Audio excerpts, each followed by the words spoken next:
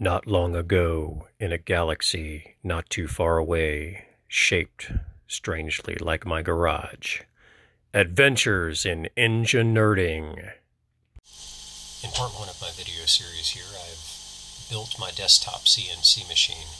Now what I want to do is take a part that I have designed and in FreeCAD turn it into an output file that the CNC machine can use to machine out the part. This is the same part that I used in my 3D printer video, first time use. Check that one out if you like. So with the part open, we're going to use, open up the Path workbench. And you get an immediate error, or at least I did. So this is telling you that the coordinate system is wrong for the CNC machine, so that has to be changed. So what we're going to do is we've selected the part or the project name, go to Preferences, Units. This default is the standard, and then what you want to make an output for CNC machines is small metric parts, CNC. That will do it. Now, apply that. Now, we have the Path workbench open. We need to create a job. Okay, I only have one body, so it's saying choose that body. You could have more than one body. You'd want to do them one at a time to make outputs for the CNC machine. The first thing the Path setup wants to know is about your stock material, what you're going to machine this out of. And in my case, I have a 3mm thick part. I'm going to use a 1/8 inch thick stock, which is about 3.2 millimeters. So first you want to make sure you have some space around it so that you can cut the part out of whatever you're using. In my case, I'm going to give it 5 millimeters all the way around to X and Y. You can see that being added on the screen. And then for the Z, the bottom of the stock is going to be the bottom of my part, so I'm going to leave that at 0 or set that to 0. And for the top, it's going to be 0.2 millimeters bigger than the part itself. So that's the way it gets set. And now we can look at it like this, and you can see there's just a little bit of extra space on top, and there's space all around it. Next, we're going to go and we're going to set up an output file. So to set up the output file, just click here. It's going to pull up your Windows Explorer. I'm going to use the same part name.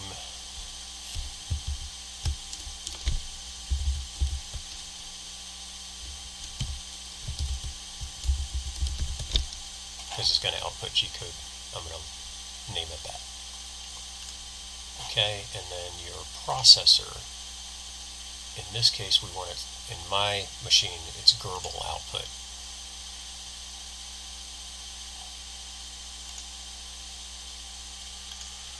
And I think that's it. I think we can say OK.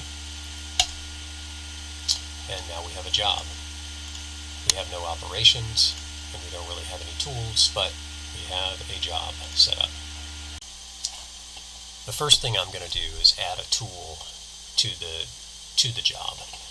And since I have already created one, I'm not going to go through the process of creating the tool, but I've created a 1/8 inch Path, okay, toolbit dock. I've created a 1/8 inch end mill that I'm going to use for this. So that showed up down here under tools.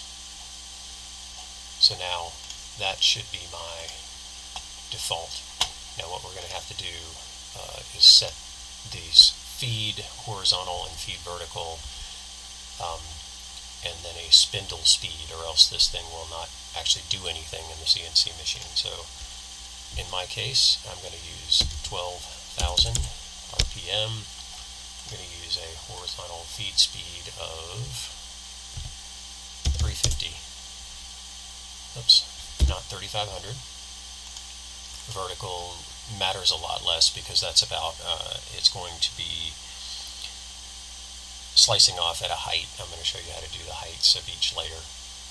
But I'll go ahead and I'll just put 350 in there for that too. And so now we have a tool for the job. The next thing I'm going to do is I'm going to start adding some operations to the job. So the operations are shown up here. This is basically cutting out the part. I believe this is facing the part. Yeah, so drilling, pocket shape, profile cuts out the outer perimeter of the part. Helix, adaptive, engraving, and a 3D pocket. I'm going to use the 3D pocket. I'm also going to use a Helix to cut out my holes here. Drill does not do what you think it would do. A drill just takes your bit and basically drives it straight down. So whatever the diameter of your bit is, that's what's going to be the drill hole. So in this case, that's not very useful to me. So I'm just going to go and do the Helix. And I want the 1/8" end mill. Now, for base geometry, I'm going to remove that one, and I'm going to make sure I believe it already had it set right, but I'm going to make sure that it is. Body face 12. Now we go and we set our depths. We know we want it to start at 3.2, final depth, that is going to be 0, and then we want it to step down. In my case, I'm going to use 0.5 millimeters at a time. And let's see, heights, those are just clearance heights, operations, clockwise, this all looks fine. So, okay, and now you can see that it has created this spiral drilling mechanism. So now we can actually go and look at what it is going to look like when you run it with the CAM simulator. So let's go.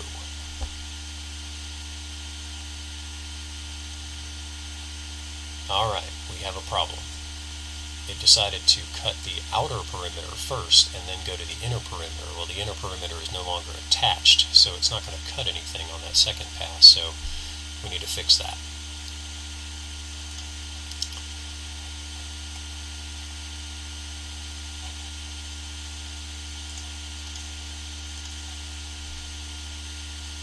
And that is done with this. Start side, we want to start on the inside. And we'll verify here, final depth is 0, safe height, start depth 3.2, step down is 0.5 millimeter, that all looks good. And let's try it again in the simulator. Okay. Oh, well, it did the same thing again. Why did it do that? Oh, it didn't save it, that's why. Inside. Okay.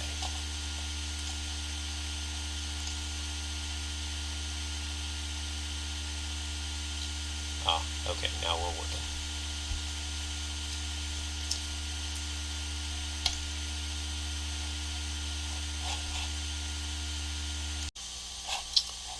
Next operation is going to be another helix for the other hole. I'm going to select it, go here, select Helix, base geometry, that is the wrong one, so we're going to remove that. Go over here and select this face again, add that, face 14, that looks better. Go through the same thing with the depths. We want it to go to 0, we want this to be 0.5 millimeters at a time, each step, and heights, operation, we can set the inside here, and apply. Okay, and now you see the path, the spiral path going here, so we can go and check it out.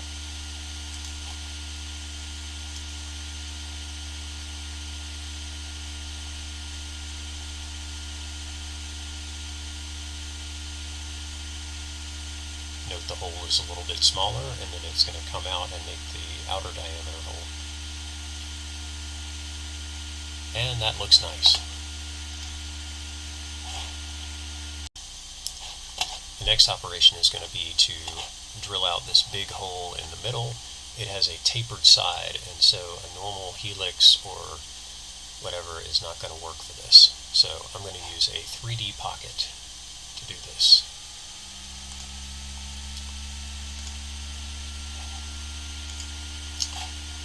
Let's choose that face and add it. Then we're going to go with depth. It's going to be 3.2, final depth is 0, step down, finish step down, we're okay with that, and I'm going to change this to 1 millimeter just because I want to, actually I'm going to make it 2 millimeters because I want to be able to do the simulation much quicker. That'll make it easier to verify that things look the way I expect them to look.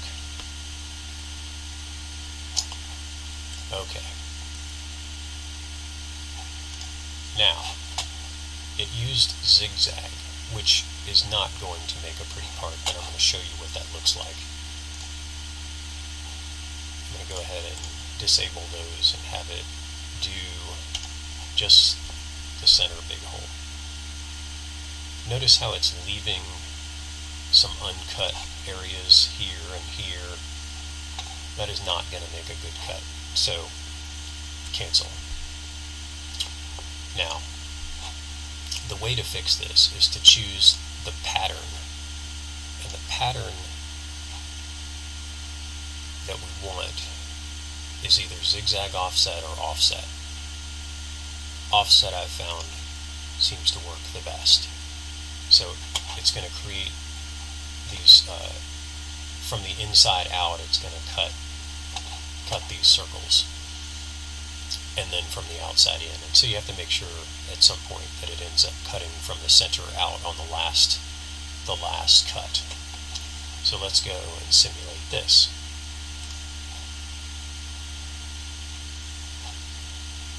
Don't care about those. You can just simulate the one you're interested in. Starting from the outside is fine in the beginning. In this case, that's good because it's actually cutting from the center out, and that'll make a good part. I'm going to need to create a whole lot more steps because this would end up with it would look like steps. It's not going to look like a smooth tapered surface, so I'm going to have to fix that by making the number of, or the width of the steps be much smaller. So let's go do that. Step down is going to be, in this case, I'm going to go for 0.25.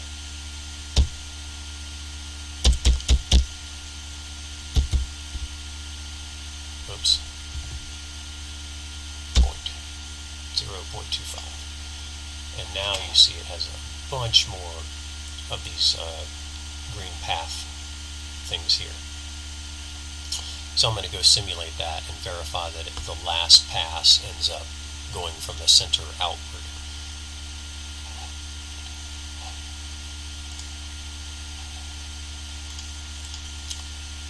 Now this is going to take a while, so I'm actually going to start it and then stop the recording and finish it on the end one.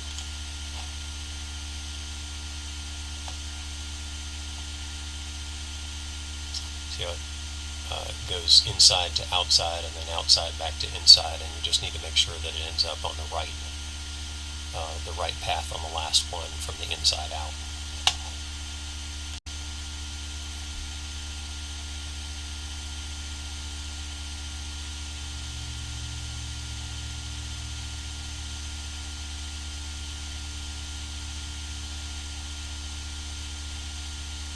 Nope, that didn't work. So I can either change the start height or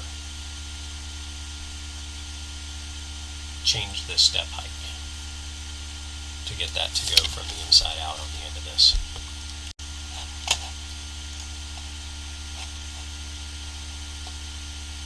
So let's go with, I'm going to change this start depth to 3.0, and I'll show you why in a minute. So if I go to 3.0 there, that should end up with an even number, and divided by 0.25, and hopefully that'll get me where I need to be.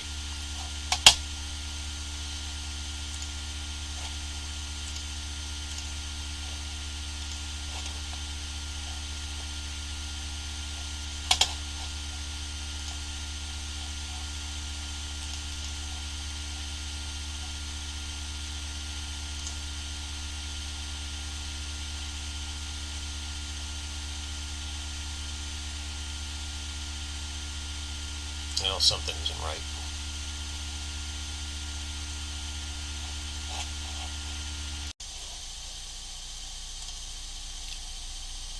Alright, so now it's cutting the bottom layer from the inside out, which is correct. There was a problem where down here below everything in the job, it was saying cut material, and I had to delete those, and it was overlaying the cut material where the material was supposed to be being cut away in the display. I don't know why it did that, but anyway, if you see cut material down here and you're not showing anything in your simulation, maybe delete those, and it will then show you the right thing. Next operation I'm going to do is I'm going to cut the part out of the stock material, and so that's going to be the top shape. Add depths, we're going to go to 0, we're going to change this to 0.5 millimeters. Heights, those are fine. Duration, cut side, outside. I think that looks correct. Okay. Yeah, it's only showing one path, so something isn't right here. 0.5. Save that. Oh, final depth. We want it to go all the way through the material to 0. There we go. Now you can see it's got a bunch of cuts here around it. It's going to do perimeter cuts. Okay, so let us go and simulate just the profile cut.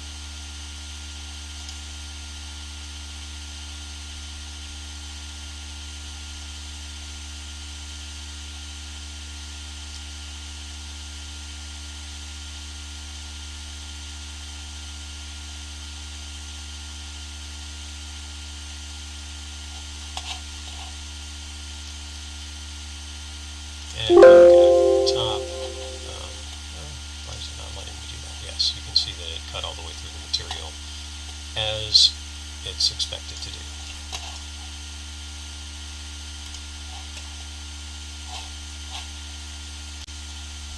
And the last operation I'm going to do is called facing the part, which is going to basically smooth off the top surface of the part to, let's see, base geometry.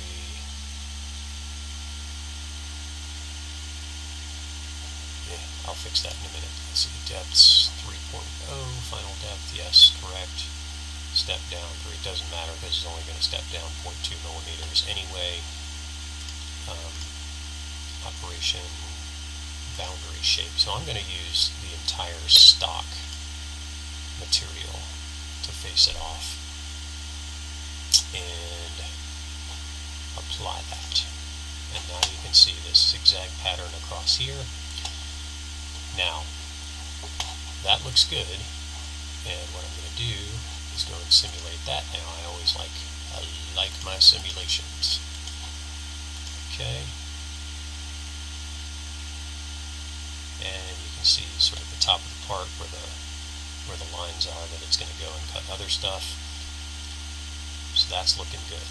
Now, The problem is that should not be the last operation. The profile is definitely the last operation. These can go in whatever order, but the milling of the face should probably be the first operation. So what I'm going to do is go to Job, double click it, go to Work Plan, click on this and move it up. Okay. Now it is the first operation. And you can go and simulate the whole job. I'm not going to subject you to watching this one more time, but I'll at least start where it goes and drills the holes with the Helix. So now we have a smooth face on top and drilling out those holes. Okay, I'm happy with that. I've simulated everything else. That's looking good. Here's one more thing you should probably take a note of on when you're milling. This is going to use, this is a step over of 50. That's 50%. So it means that your cuts are going to be overlapping by 50%. Now on my 3D Pocket, I believe it defaults to 100, and I do not want that. I want it to overlap a little bit so that you get smoother surface cuts and don't end up with little lines in it that will make it chatter and things like that. So we're going to change that to, I'll also change that to 50. And that, it should have changed the, why didn't it change that? Let's fix this. Clear, 50. Okay. Now let's see how many more cuts there are. I could probably set this to 70 and it's probably fine. But I definitely want some overlap. Okay. And the other thing that you can look at in this is your cycle time. So you can add up all the cycle times to have a good idea of how long the thing is actually going to take to cut your material out.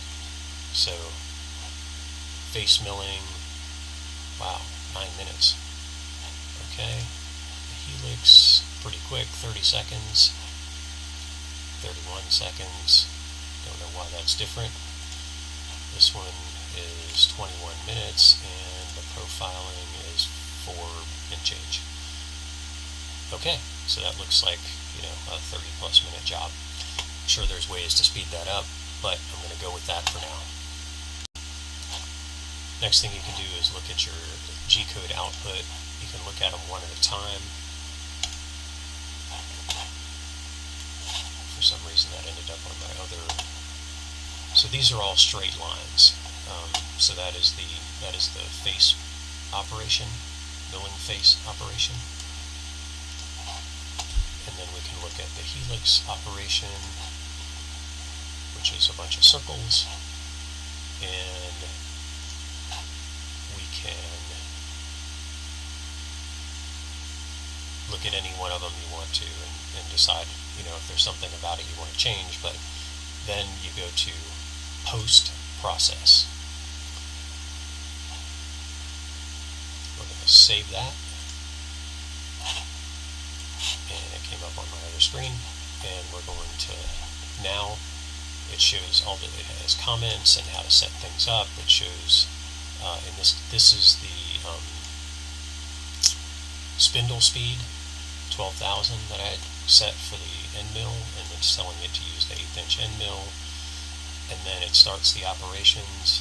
These are all those straight cuts for the top, and then it goes to the Helix. See, it's commented pretty well.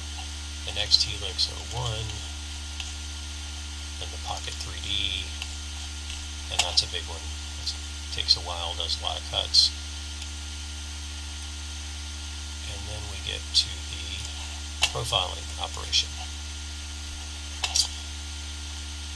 Important note, it is not going to save the file until you hit OK.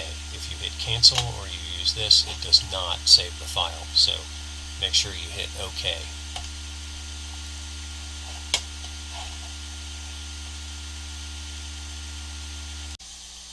And now we have a G-code file output that is in Gerbil format that your CNC machine can understand. It's right here. I can open it up. And there it is, just what we were looking at in the window within FreeCAD. It's all the same stuff. And that can now be loaded into the CNC machine and run to make a part.